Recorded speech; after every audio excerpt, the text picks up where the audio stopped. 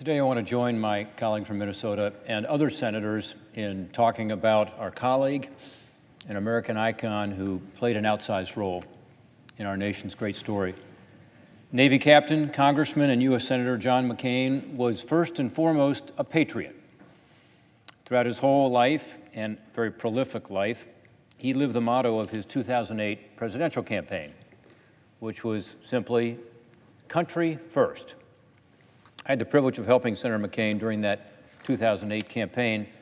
I was in the private sector then, and I took time off to spend about 6 weeks with him, traveling around the country. I was on the campaign trail with a group of his loyal friends, including the first friend, Lindsey Graham.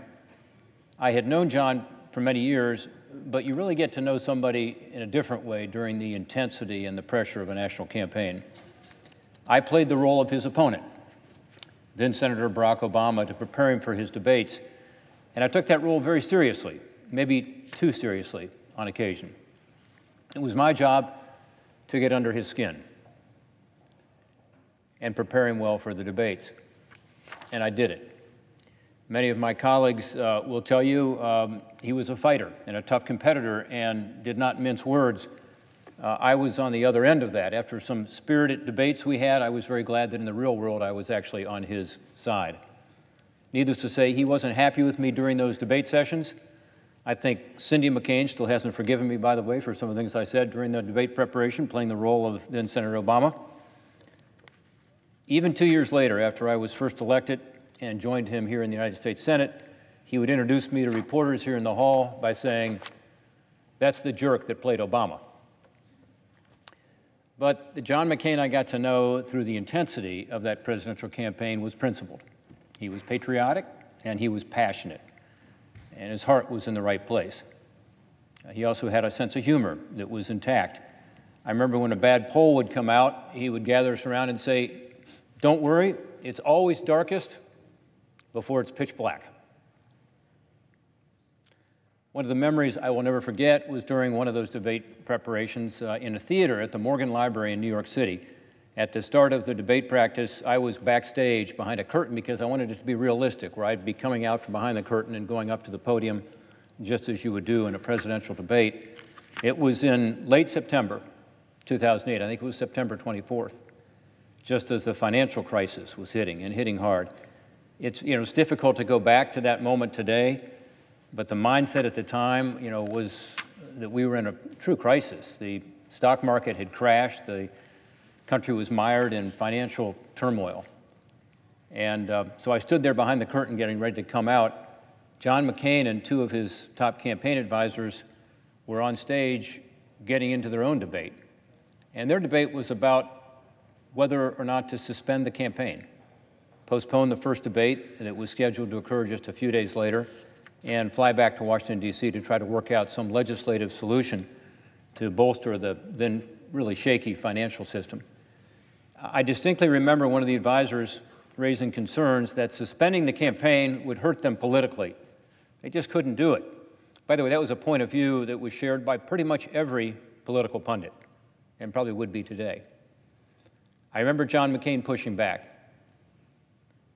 He said, "It's the right thing to do to suspend this campaign.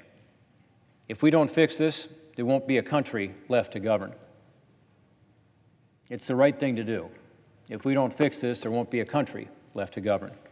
He suspended his campaign, and he returned to Washington to jump into the arena, like his hero Teddy Roosevelt, into the arena, and to try to fix things. John McCain was less worried about the political fallout than he was about what was at stake for our great country. Country first.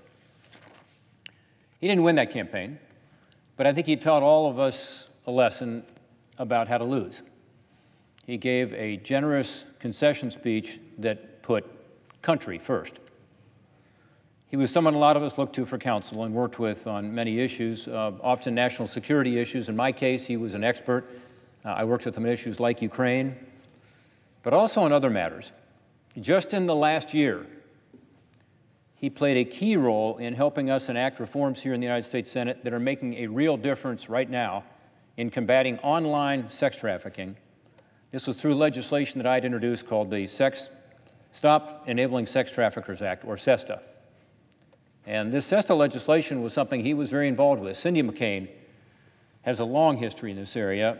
She's a real expert on it, and she was instrumental in the legislation and these reforms, as was the McCain Institute. John had a passion for it. He was the first Republican co-sponsor of the bill and a passionate advocate. He believed in his heart that the sale of women and children online was just wrong, and it should never happen, certainly not in this country, in this century. About 6 months ago, this legislation, the SESTA bill, was about to be voted on. And after getting permission from my Democratic co-author, Senator Richard Blumenthal, who agreed with me, I approached John McCain, and I asked him if we could name this anti-sex trafficking legislation the McCain bill, after him and after Cindy and all the work he had done and his passion for it. His response was immediate and classic McCain. No, he said, that wouldn't be right. I strongly support the legislation, but you all did the work. It isn't about me. It's about getting this done for those women and those children. Country first. For me, this chamber is never going to be the same place without him. It's as simple as that. And Lindsey Graham said that well earlier. And for me, this place, the Senate, and our country for that matter, is better off because of him. He dedicated his life to those liberties that we enjoy as Americans, and he took it upon himself to defend and represent them and try to spread them around the globe. He joined the U.S. Navy to protect our country, spent more than 5 years as a prisoner of war, stubbornly patriotic to his own detriment, and served in the House of Representatives and in the U.S. Senate, representing not just his Arizona constituents, which he did well, but as he viewed it, the entire country, country first. Now, as a gesture of our nation's gratitude for the patriotic path he blazed, Senator McCain will lie in state in the United States Capitol, draped in the flag that he spent his life serving. John McCain was a hero in the flesh, right here in this century, and I feel blessed for having known him. The last conversation I remember having with John was right out here in the anteroom off the Senate floor. It was during his very last days here. He was in a wheelchair. He had a brace on his leg. It was necessary because of the chemotherapy, and his voice was faltering. We sat and we talked, first about the SESTA legislation and Cindy's role. John always had a funny line. In this case, he joked saying, "Passing that legislation will save my marriage." Then he started talking about his kids. He went into detail about what they were doing, especially his sons in the military, what they were accomplishing, and his daughter, Megan, and her work in the media world, and how proud he was of them.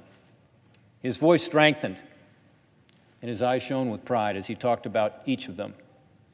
I muttered something about that being another part of his legacy, and he gave me that crooked smile. Family and country first. My wife, Jane, and I send our condolences to John's amazing wife, Cindy, to his 7 proud sons and daughter, and to the entire McCain family. Godspeed, John McCain.